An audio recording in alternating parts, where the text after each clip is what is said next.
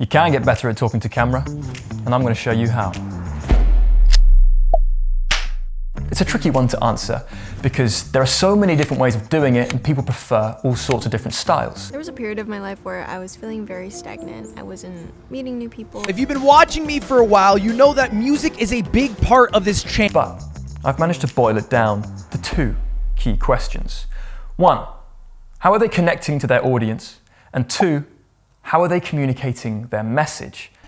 Look to these questions, both when analysing people you admire and when trying to improve yourself. Now, I'm going to take you through 5 key areas of talking to camera in this video. Then, when deciding which techniques you want to implement or what vibe of video you want to make, look to those questions to analyse how effective you are being.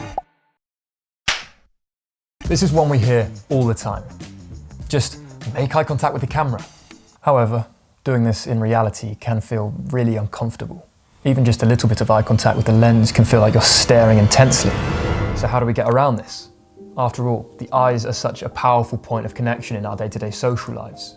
If you're not making eye contact with the camera, you're not connecting with your audience. The best way to think about this is to practice resting your gaze on the camera rather than staring at it. Before you say anything, just gaze into the lens for a minute or two, until you feel like it becomes your natural point of contact.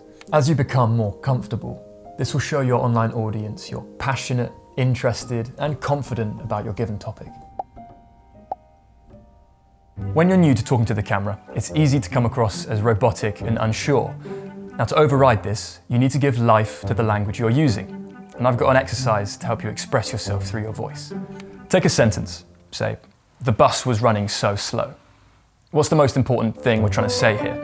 How slow the bus was going, right? So to emphasize that, just say it slowly. The bus was running so slow. You can do this with anything. This book sucks. Say the words as if they do indeed suck, or if you want to strike a more positive note, this keyboard is incredible. Again, say it as if they are incredible. Now you can take this as far as you want. For some creators, it might suit them to dial it up to the max. Others might prefer a more subtle approach. And if you struggle to find a word that gives it meaning, then just consider how you feel about it and let that inform how you say it. For example, my friends and I went to the cinema to watch Titanic. If you had a great day, allow yourself to feel that and let it show. My friends and I went to the cinema to watch Titanic. Or if you hate the cinema and you don't really get on that well with your friends, my friends and I went to the cinema to watch Titanic. There are so many different directions in which you can take this exercise, so feel free to apply it in any way that suits you. When talking to the camera, lots of people find themselves pacing or moving their hands in ways they never normally would. Now don't get me wrong, body and hand movements are great, but it all depends on the place they are coming from. If it's coming from a connection to your message or an expression of emotion, it's brilliant. But if it's coming from nervousness or uncertainty, then we need to address that. For this, I have 2 tips. First, plant your feet. Before you say anything, take a moment to ground yourself and feel the floor with your toes. This is going to help you stop shifting your weight or moving for the sake of moving. Next, take a breath and focus on what you're saying.